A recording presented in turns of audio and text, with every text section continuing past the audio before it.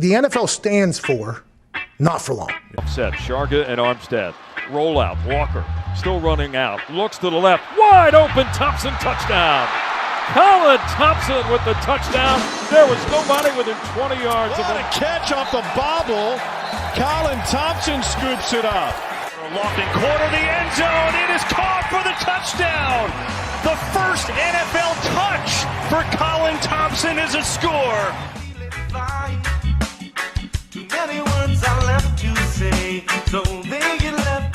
What's going on, everybody? Welcome back to another episode of the Colin Thompson Show, brought to you by Not For Long Media and our friends over at the original Fudge Kitchen, shipping fudge and sweet treats across the country. Can't wait to be down in Cape May, where Fudge Kitchen has 2 locations, and they have locations all the way up and down the Jersey Shore, from Cape May up to Ocean City and everything in between. FudgeKitchens.com. If you can't get there, check them out. Really excited for our episode today. It's fitting. It's barbecue season. It's barbecue grill month with the Samboners, but this is not the Samboner Show. Check out all our shows on Not For Long Media, notforlongmedia.com. It's barbecue month. It's also grilling season, July 4th. Get the grills out. Get the Traeger, the Green Egg, the Blackstone, the Weber, whatever you got at the house. Send us what you're doing, first off. And then second off, we have Diva Q joining us today. She is a legendary barbecue person. I don't even know what to call her. She's a legend. She has traveled all around the world. She has, grill sponsorship. I mean, just a legendary person in the barbecue community. The perfect person to help you kick off. Really, now we're in the heart of summer, end of June, going into July. Check it out. We'll have a later episode that will come out this week. Really looking forward to wishing everybody a 4th of July. Happy 4th of July then. But for now, we're going to send it over to Diva Q. Check out the original Fudge Kitchen, FudgeKitchens.com. Diva Q, hope you guys enjoy the interview. All right, we got barbecue legend Danielle Diva Q in the house. How you doing? I'm good. How y'all doing? Doing great. Thanks for coming on. I really appreciate it. Absolutely. Was not going to miss this, even though we had to reschedule, and I appreciate that. No problem. No problem. So 400 plus barbecued awards, grand champion dozens of times. You traveled the world for barbecue. When I was doing a little show prep, my whole thing is I love to travel. I love to eat. I love drinks. I love that, different cultures. It's great. I'm sure you get this asked all the time, but where are some of the best places barbecue has taken you around the world? One of the things is I've been doing this a long time. So I'm an OG. I was, traveling and teaching before YouTube, before, streaming services, before all that. And oh my gosh, I have really done some pretty badass, amazing things. And as I get older, I realize that some of the things I did when I was younger, I don't think I realized how cool it was at the time. Mm-hmm. So I will tell you, I've seen the Northern Lights in Tromsø, Norway, which is about 3 hours from the Russian border. Literally barbecuing at one of the oldest breweries in the world. That one was definitely a standout for me. Being at a couple of Super Bowls, barbecuing, and having the chance to go and visit with friends and family. Everything from New Zealand, Australia. I really have traveled a lot. Amsterdam, Copenhagen, UK. I'm just about to go off on another 3-week tour starting Tuesday, and I'm back to the UK, all over Ireland, all over, Germany as well. I literally have traveled not even as close as much as I want to. I just keep traveling. I always want to experience more. It's kind of like you're like a sponge, right? It's like this insatiable sponge of barbecue thirst for knowledge, barbecue experiences. I've taught over 20,000 students now, which is a pretty astronomical number. And I love what I do. I love my clients. I love working with them. I only work with people I like. I'm at the point of my career, if I don't like you, I don't work with you. It's pretty simple. I don't need to do it. I like my life. So, yeah. I don't know how to answer. I've had so many, and every time I think I've found the next thing, I'm like, oh, but that was really cool too. Or you think I'm like, oh, I'll give you an example. Okay. A few years ago, I got asked by Traeger Grills to go to Las Vegas to teach a baseball guy. Now, I'm not a baseball follower, so apologies to all people that love baseball. Okay, I got nothing. I'm a hockey and football girl. And Nice, like, me too. hockey, football, NASCAR is kind of my thing. Okay, and those are the things that I love more than anything. So I'll give you an example, and I had no idea how special it was until afterwards because some of my friends freaked the hell out. Bryce Harper? Yes. There you go. I got asked. I spent 12, 14 hours with Bryce Harper and his family, teaching them one-on-one barbecue. Couldn't have been a better experience, but I had like at the end of the night, him and his wife asked me for a picture, which was hilarious. He's like, "You haven't asked me for a picture all day." I'm like, "Yeah, dude, you're not hockey." And he looked at me like I had two heads. I'm like, "No offense, dude. I understand you're good at what you do. I hear this.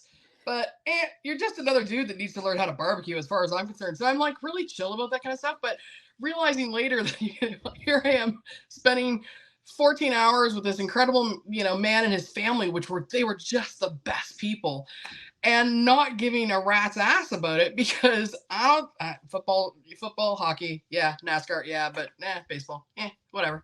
He would be like the Jeff Gordon of baseball, like Yeah. top 25 all time. I don't know where Bryce would fall. And my friends all freaked out afterwards because, and then I have other clients I can't even talk about because, I do really like private VIP one-on-one. Like people will fly me out to an island or fly me here or there to teach them barbecue. It's cool as hell.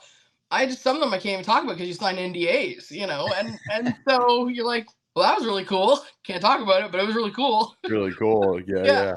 There you go. I don't know if that answers your question, but that gives you the summation. I'm really lucky at what I do, but I'm not lucky because of what I do, because I work really hard. And I think there's a big difference there.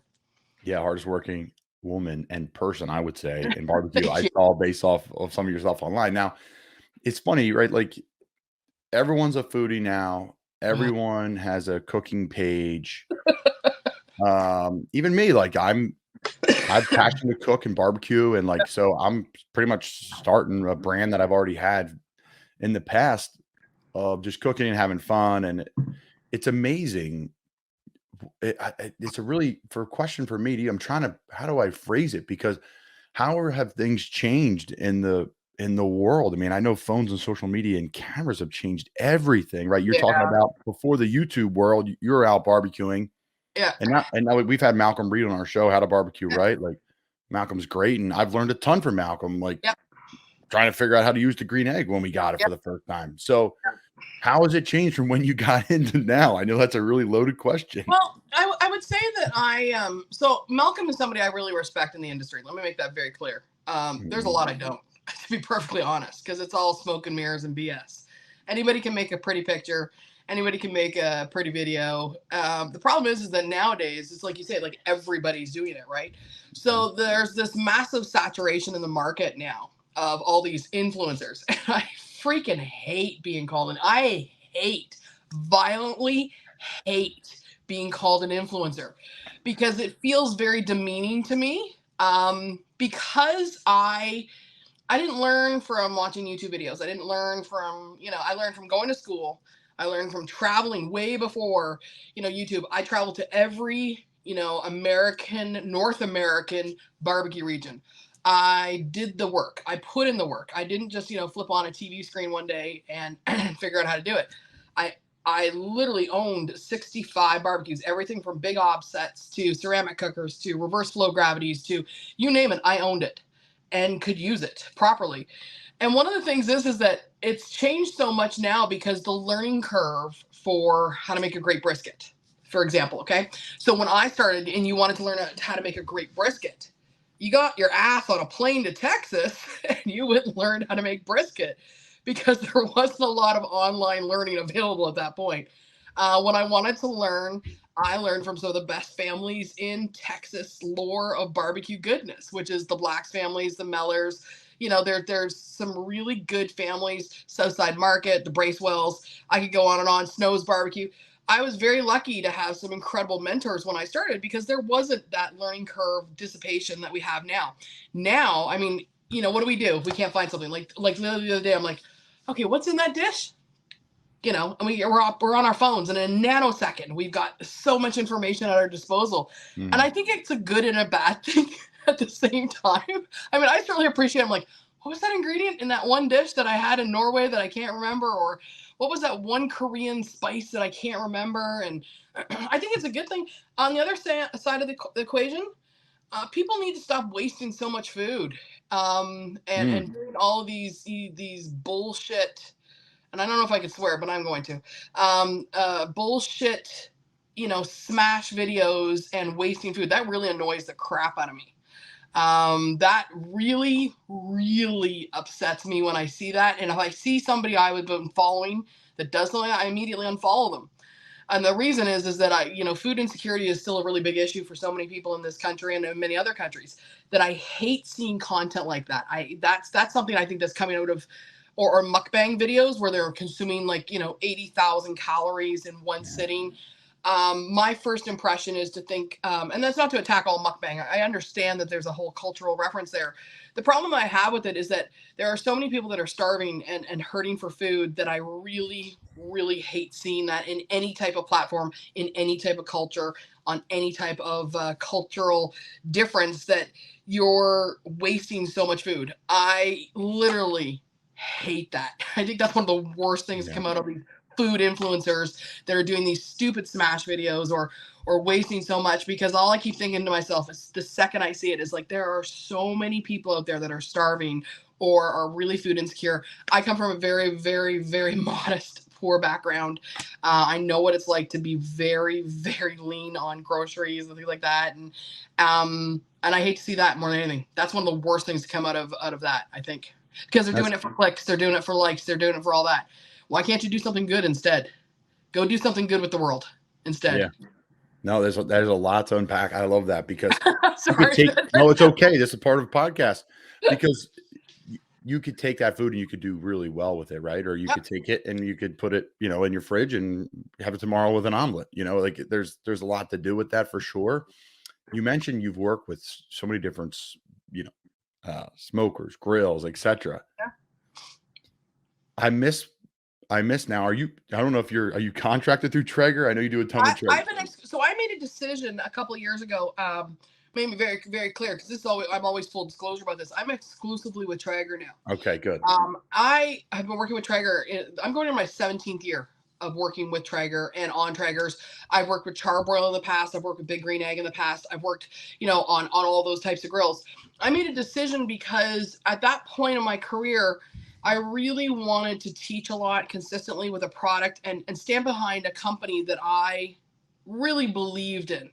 My integrity's never been for sale. And I think if anybody follows me on Twitter and Instagram, you know that right away. I love following you on Twitter. I do not suffer a lot of BS well, okay?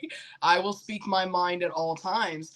And one of the key things for me is to work with companies of integrity that do good, that I feel truly passionate about, and not because they give me a check.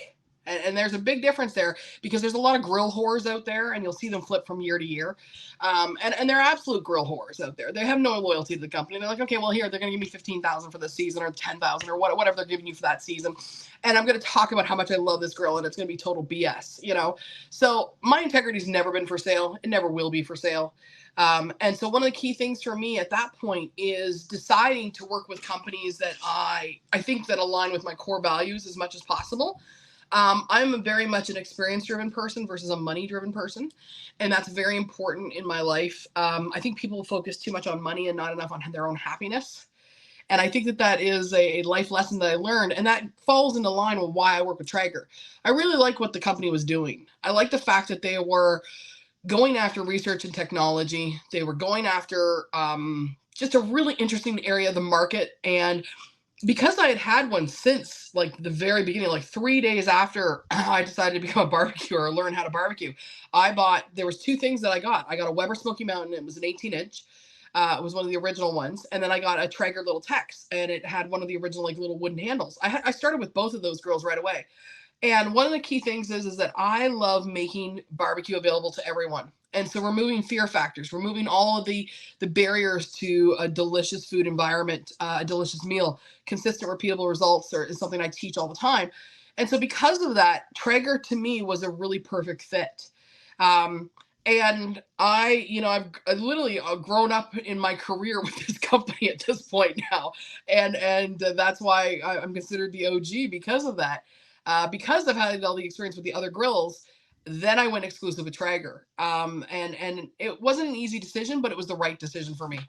Yeah, they're awesome, and they've paired with a lot of guys in the NFL. So, I would say 50% of the guys have one through them, which has been really cool. And I get it from their perspective.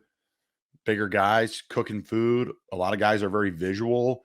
Yeah. It's a real easy marketing campaign. We all love to cook, and we're big for a reason. We love to eat. So, yeah, I love mine. And I think the best part about it is like this past weekend. Let's say Sunday, or no, what do we have going on? Yeah, Sunday. I started a pulled pork, which is my favorite. It's my favorite thing to make. Brisket's my favorite thing to eat. Why not? Everybody's right. But my favorite thing about the pulled pork is usually just put it on and we can run around all day. And you could do one where you can wrap it or you can let it go all day, whatever it is. So we let ours go all day unwrapped, but we were out around town. We live in Annapolis, Maryland, and Navy graduation's going on right behind me right now. So there's a lot of stuff going on. So we hung out around town and then pulled the pork butt off, and everyone came back and was like, "What are we doing for dinner?" I'm like, "Do you not smell that? Like, Done. it's done." They're like, "Really?" I'm like, "Yeah, I'm pulling it right now." So no, I absolutely love ours. They're so much fun. Yeah, it's interesting. You really brought up a lot of really great points. I'll say this. It's made people like me these videos, like I bring up Malcolm. I follow the stale cracker. I think he's hysterical. These chefs online, people like yourself, look like a pro, or at least have some sort of conversation, because I can't go to Texas. I don't have that, but I can go to, your page or Malcolm's and say, okay, I want to make a pulled pork. How do I do it? So it's really cool in that sense. So what's next with you? You're traveling around, you're running around, you got stuff booked, I'm sure, all through the summer. It's busy time. I'm always busy. I remember the time where, up until about October, November, and I was done for the year, and so I usually take like 2-3 months off at that point, like just chill. And now it just doesn't exist. It doesn't exist at all. I've already been to Australia twice this year, been to England, been to quite a few countries already this year. I think I've been to like 15 countries already this year, personal and business. I love to travel personally as well. So I think that's the other thing. I saw you're in Key West. I was like, I hit you up right away. I'm like, that's my spot. Yeah, I was in Key West. I was in Australia. Where was I? Where was I last week? I was in Puerto Rico again. I love Puerto Rico, so I've been there 3 times already this year. What do you like about Puerto Rico? The food and the people. Yeah, I love Puerto Rican food. I really do. And they're a very pork-centric country, which is very nice. I love Old San Juan so much. I love it's where I met my love. It's where I got to experience some incredible food, mofongo and chicharron and so many other things as well. So I love to travel for food. I love to travel for the adventure. I love to experience different cultures. And one of the great things is that when you do that is that, everywhere I go, you get to find something. Everybody has something fire related, right? So there's grilling and barbecue everywhere in the world. You just have to find it. Sometimes you just have to look a little more difficult. And, and one of the great things is that like this year I have, I think I still have 6 or 7 more countries to go to this year. No, probably 10 more countries to go to this year. My kids love to travel too. My son's entering his last year of high school, so I'm taking him on a senior trip in August. I'm going to take him to 4 different countries. Nice. My girls love to travel as well. So earlier this year, I took one of my oldest daughter on a Caribbean cruise. I love every opportunity to travel and to learn about food and people, because I truly think, you're just saying something that just makes my heart happy. Okay.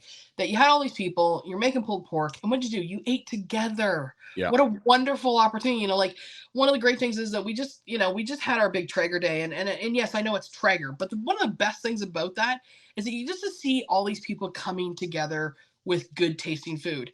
And you're right. You probably don't have time to go to Texas. You don't have time to go here. But the fact that a grill can help you do that makes me happy. I mean, like I just posted a recipe, actually just a few minutes before today.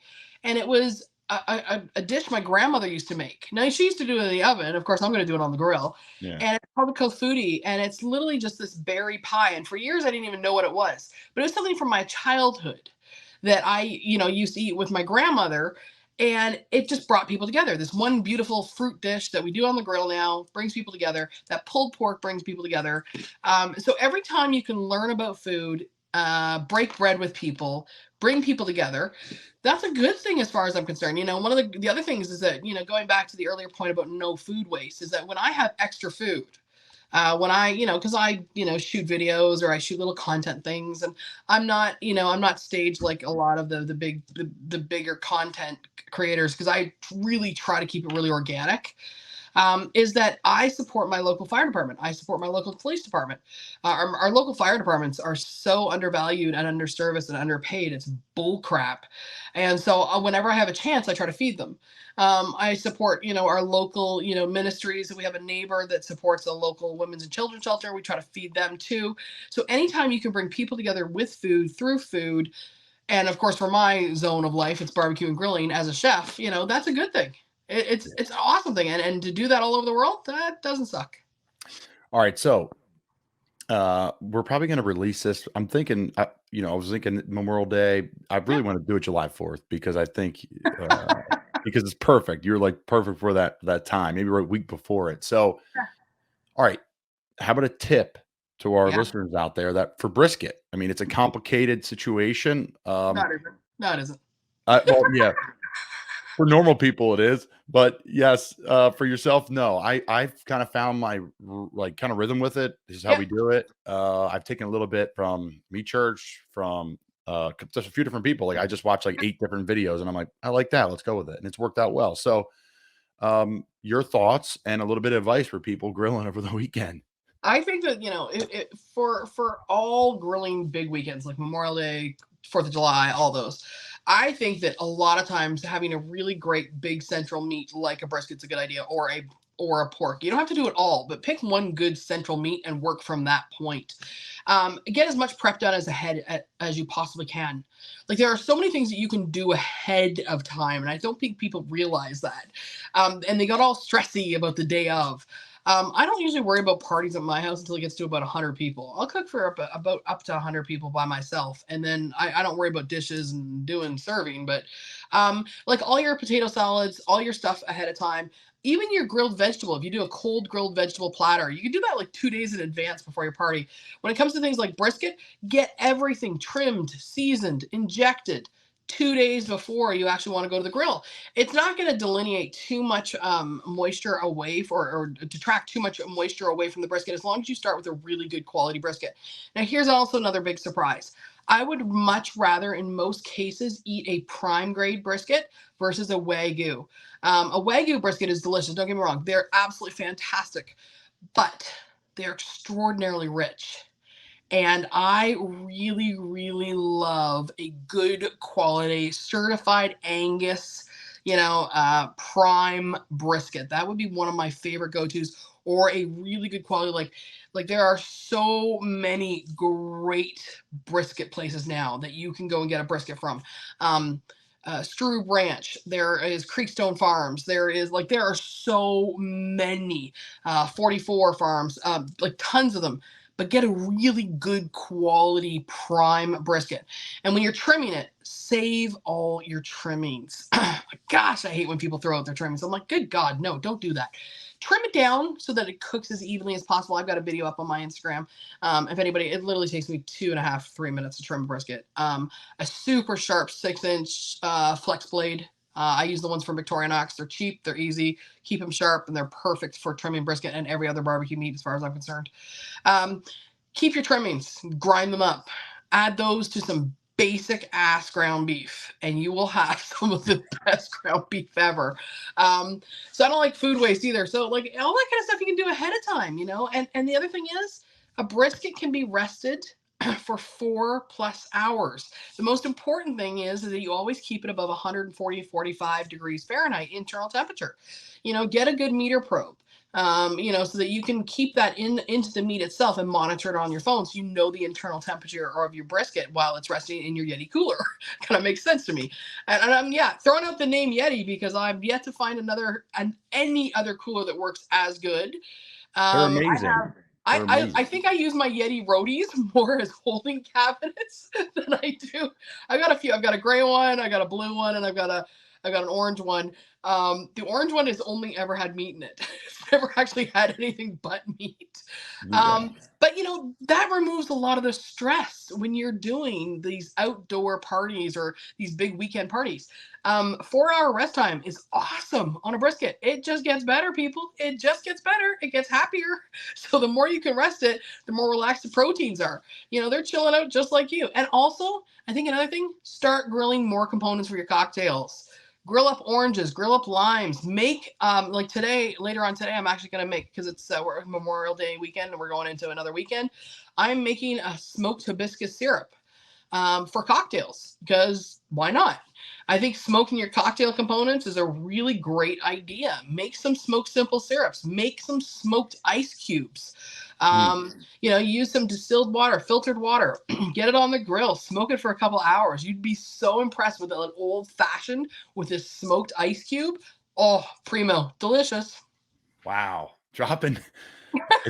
It's Friday at 9:55 a.m. here. My mouth's watering a little bit. I got to get through a workout and then we're going. But I'll say this. I'm going to have to do some smoked jalapenos because I love spicy margaritas. Yes. So that's ideal. Okay. Another tip about those jalapenos. So I am a total jalapeno popper addict. I mean, addict, hardcore addict. But here's a key. You can make them literally 2 weeks in advance and freeze them all. Because the assembly, the cream cheese, the wrapping the bacon, the getting all those things done. If you make them 2 weeks in ahead, put them in your freezer, lay them all flat in one level, because that's key. So don't stack them on top. So put them on a cookie sheet, wrap them in a couple layers of plastic wrap. 2 weeks maximum, because cream cheese tends to break down after about 2 weeks. 2 weeks, you take them out the night before, you throw them on the grill, and all of it's done. Once again, all that pre-prep. And here's the other thing.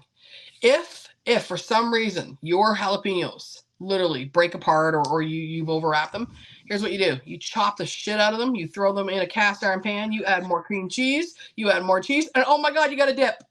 I was going to say, can we get some bacon in there too? Exactly. Oh man. Yeah. I'm Jack. Now I saw this on Meat Church. He takes the trimmings, puts them in a little bit of a pan on the smoker. Yep. Golden liquid, and then pours it over is that too much? Is that overkill on the fat? I think it's overkill, but you know what? That's going for likes, not reality. Because here's the thing. One of the key things is that the bacon it can be very overpowering, right? Like, and what happens is, what people don't realize is that your mouth, once it fills up with that much fat, that's all you're tasting. Yep. That look, Colin, that look right there. I've done it, and I look at it, I'm like, okay, let me try, and I've tried it, and I thought it was cool. I mean, you're just dipping your brisket in more fat. I get that, but it's and I've had the Wagyu. It coats your mouth too much. Exactly, and the Wagyu is similar. Now, listen, like you said, it's unbelievable, right? Like, but Jack Arnold made some in Carolina. Jack is like buddies with a bunch of the Panthers guys, and he's nut job. He's absolutely crazy, and I've been a pleasure getting to know him. But he does Wagyu brisket, and man, I'm like, I can only have it's like better with like mac and cheese, and like it's like overkill. You need something to take it down a notch. I agree. So there has to be a balance there. There has to be an acid balance there. So that's why when you're eating Wagyu brisket, if you're having all Wagyu brisket, make some of my marinated onions or even jalapeno, like candied jalapenos or pickled jalapenos. You need to have that balance. It is an acid kill to that much fat that's like saturating your mouth. That's one of the things about barbecue. Barbecue is wonderful, but remember the origins of barbecue weren't with Wagyu. It was taking the discarded remnants. It was taking the pieces, the offal, the other pieces that weren't, this level of beefy goodness. And I will never turn down a piece of brisket that's Wagyu or a beef rib that's Wagyu. Let me make that very clear, or a steak. But you have to balance it with an acid, or all you're getting is that it's just fat. Yeah, it's just fat. Okay, as we wrap things up, can you rank your U.S. barbecue areas? You can't do it. I love. The reason is that, Colin, I have been to over 700 barbecue places. Okay, I'm talking about just like Texas versus Carolina. Nope. And here's why. I come from Canada originally, and let me break this down for you. Okay, I come from Canada originally. So I actually have a very pure view of barbecue versus somebody like you or a Texan or somebody in Kansas, because I did not get raised with regional preferences. Mm. And that is very important to understand, that there is great barbecue all over this country. And by the way, in other countries as well. Okay. And I know Americans don't like to hear that. No, it's fact though. There's good food everywhere. Like you said, you got to look harder for it. And Yeah. there's always somebody like we went to London this year. Yeah. There's a place there called Passyunk Avenue. It's a Yeah. Philly cheesesteak spot. I'm from Philly. It was a great cheesesteak. Everyone's like, what? I'm like, listen, the roll was not okay. Philly, great. I get it. But it was Yeah. really good. It was still really good. So one of the key things for me is that I am qualified to rank barbecue joints. I actually am qualified to rank them. I'm an actual barbecue expert. I have been to that many places. I can only think of 2 other people that have been even close to that with how many that I have been to. Had my own show on barbecue, on Travel Channel for 3 years, Barbecue Crawl. What did I do? Go to barbecue restaurants. But the key for me is, I think what we have to do is just have a really great appreciation for each of them. I love Carolina vinegar pork. Oh my God. So good. Crave it. I'll go to Sam Jones' place, for example. Okay. Sam Jones. God bless that man. Pigs were created for Sam Jones to cook. Swear to God. Okay. I will go to El La Barbecue in Texas. I'll go to Southside. I'll go to Black's. There are so many places I can list. Regal's Barbecue. Oh my God. True. I'm going to leave people out and they're going to be pissed. But okay. So I can go to all these places and I can literally tell you that I want pastrami made at Regal's Barbecue. I want a beef rib from La Barbecue. I want ribs made in a great place called Pappy Smokehouse in St. Louis, Missouri. I want my chicken made from Adams Smokehouse. I want every side dish and every crazy ass thing made from Sugar Fire. And I can go on and on and on and on and on and list all these incredible places. But one of the great things is that you don't have to pick sides. It's barbecue. Just enjoy it all. You may have to pick sides in sports. You don't have to do it in barbecue. And we definitely are not talking politics on this show. No picking sides. Hell no. Here I will. Colin, this is my political rant. Okay. Here you go. Bacon. I think if more stupid, idiotic politicians would sit their asses down with their constituents and share some barbecue, maybe they would have a clue about what actually matters to people. And there it is. There's the mic drop. Oh, Danielle, Diva Q, I appreciate you coming on. Everyone have a safe and happy holiday. Safe barbecuing.